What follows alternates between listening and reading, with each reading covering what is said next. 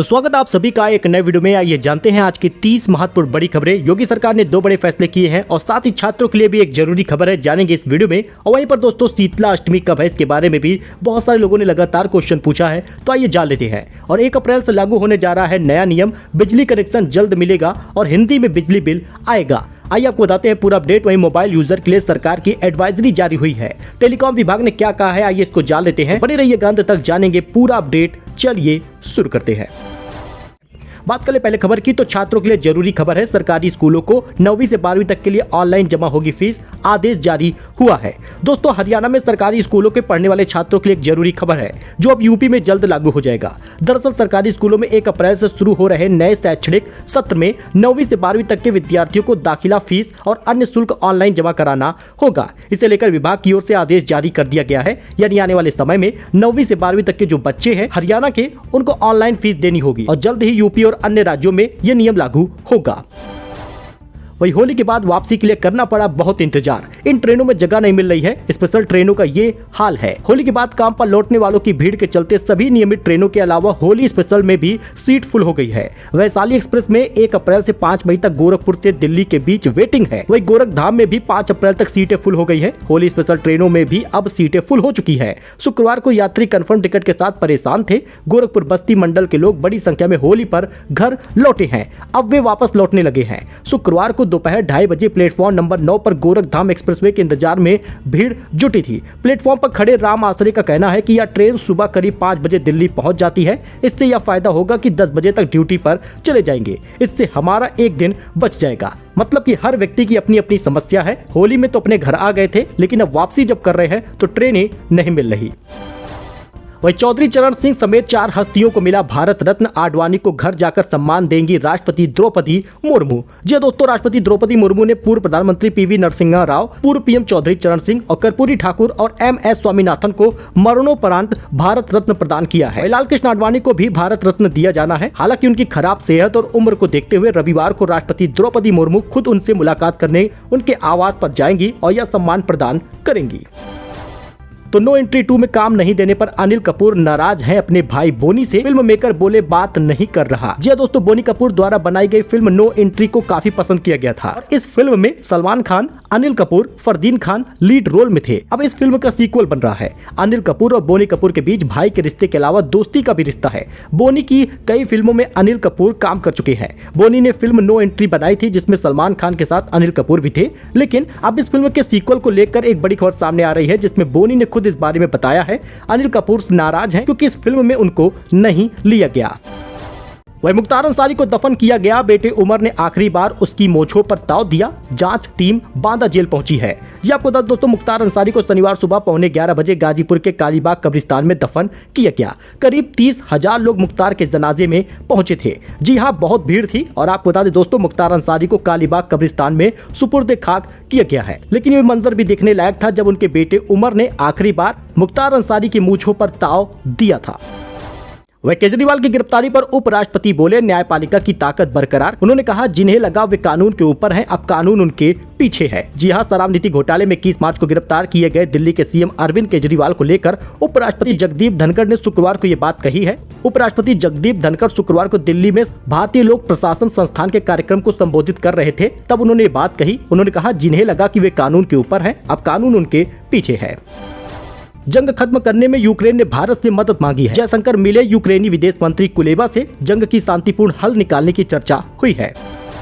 वही बड़ी खबर सामने आ रही है, जिसमें जी ने TIC के 50% कर्मचारियों को नौकरी से निकाल दिया है। कॉस्ट कटिंग करने और ऑपरेटिंग मार्जिन के लिए छटनी हुई है। जी एंटरटेनमेंट ने बेंगलुरु स्थित अपने technology and innovation centre TIC के 50% कर्मचारियों को नौकरी से निकाल दिया है।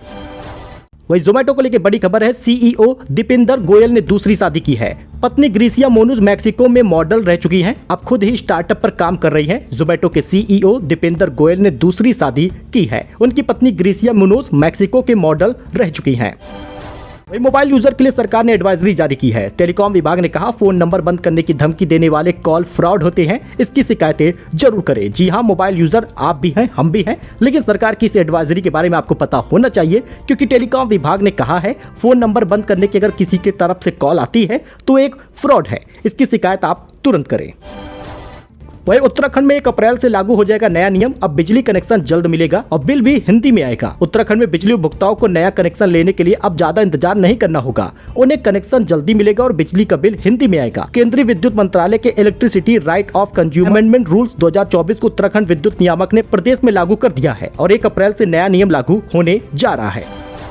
वही शीतलाष्टमी आखिर है कब मनाई जाएगी शीतलाष्टमी, जानिए इसके बारे में। क्यों इस दिन लगते हैं बासी खाने का भोग। चैत्र महीने के कृष्ण पक्ष की अष्टमी को शीतलाष्टमी का त्योहार मनाया जाता है और इस दिन देवी शीतला की पूजा होती है, इनकी पूजा अर्चना की जाती है। लेकिन दोस्तों बहुत लोगों को कंफ्यूजन है कि आखिर शीतलाष्टमी किस दिन रहेगा। दरअसल शीतलाष्टमी का व्रत इस साल 2 अप्रैल को होगा और 2 अप्रैल को ही बसौड़ा पर्व मनाया जाएगा। यह होली के 7 दिन बाद मनाया जाता है और इसमें शीतला माता की पूजा होती है। तो चैत्र महीने के कृष्ण पक्ष की अष्टमी को यह त्योहार मनाया जाएगा और ये लगभग 2 अप्रैल को होगा।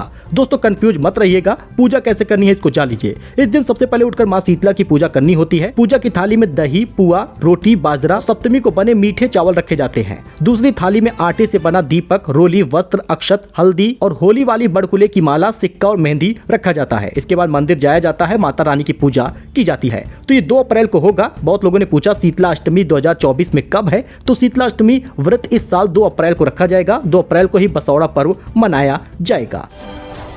वही रेल यात्रा हुई है महंगी, 5 साल बाद बढ़ गई है कुलियों की मजदूरी। जान लीजिए नई दरें क्या है। दोस्तों रेलवे के एक वरिष्ठ अधिकारी ने बताया कि कुलियों की सामान ढोने की दरें लगभग 5 साल बाद बढ़ाई गई हैं। रेलवे बोर्ड के आदेश के बाद रायपुर डिवीजन ने इस पर अमल किया है। रेलवे बोर्ड के कुलियों की सुविधा बढ़ाने के पश्चात मेहनताना में वृद्धि करने का आदेश दे दिया गया है। बढ़ती महंगाई को देखते हुए कुलियों की सामान ढोने की दर में इजाफा करने की पुरानी मांग थी, जो अब पूरी हो गई है। अब देखिए नई दरें क्या है। आपको बता दें अधिकारी ने बताया कि 40 किलो से अधिक वजन होने पर रेल यात्री को 250 के बजाय 340 रुपए देना होगा। व्हील चेयर पर बुजुर्ग बीमार को लाने के लिए 130 के स्थान पर 180 रुपए का भुगतान करना होगा। स्ट्रेचर पर बीमार को लाने पर 200 रुपए की जगह पर 270 रुपए देने होंगे। कुली की उक्त दरें देश भर में रेलवे के बड़े स्टेशनों A1 और A श्रेणी पर लागू होंगी। ट्विटर की पोस्ट के बाद लुलु मॉल के फालूदा नेशन पर छापा पड़ा है। स्टोर संचालक को चेतावनी देकर नोटिस जारी की गई है। ट्विटर की पोस्ट के बाद राजधानी लखनऊ में लुलु मॉल के फालूदा नेशन पर छापेमारी की गई। स्टोर संचालक को चेतावनी दी गई है और नोटिस दी गई है। आपको बता दें साथ ही नमूने को लेकर जांच के लिए भेजा भी गया है। लखनऊ शहर के सबसे बड़े मॉल की एक प्रतिष्ठित स्टॉल पर केसर पिस्ता फालूदा ऑर्डर करने वाले शख्स को व्यंजन में मरा हुआ कीड़ा मिला था। और HDFC बैंक के ग्राहकों को बड़ा झटका लगा है। बढ़ गई है होम लोन की ब्याज दर। यहाँ पर आप पूरी डिटेल देख लीजिए। अगर आप एक HDFC ग्राहक हैं तो इस खबर को आप जरूर जान लीजिएगा। दरअसल आपको बता दें केंद्रीय रिजर्व बैंक के मौद्रिक नीति समिति यानी NPC की बैठक के ठीक पहले HDFC बैंक ने ग्राहकों को बड़ा झटका दिया है। प्राइवेट सेक्टर के दिग्गज HDFC बैंक ने अपने रेपो लिंक्ड होम लोन की ब्याज दरों में 10 से 15 आधार अंकों की बढ़ोतरी कर दी है। इस बढ़ोतरी के साथ ही ब्याज अब 8.70% से 9.8% के दायरे में आ गया है। और किस बैंक की कितनी ब्याज दर है आप यहाँ पे देख सकते हैं। ICICI बैंक की वर्तमान होम लोन ब्याज दर जो है वो 9% से लगभग 10.05% के बीच है। वही भारतीय स्टेट बैंक की होम लोन दरें 9.15% से लेकर अधिकतम 10.05% तक है। वही एक्सिस बैंक के अपने ग्राहकों को होम लोन का तुलनात्मक रूप से कम ब्याज दर यानी 0.9% से 9.5%। वही कोटक महिंद्रा बैंक ने होम लोन की शुरुआती ब्याज दर 8.70% रखी है।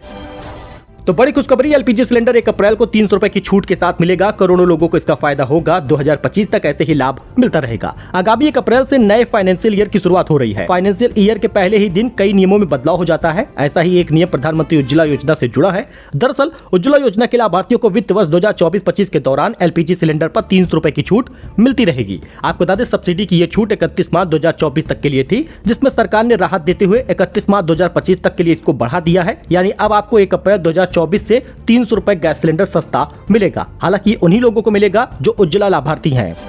तो दोस्तों ये कुछ अपडेट था, कुछ जानकारी थी। आई होप कि आपको ये पसंद आया होगा। वही 1 अप्रैल को कई सारे बदलाव भी हो रहे हैं। मिलते हैं अपडेट के साथ, नई जानकारी के साथ। धन्यवाद।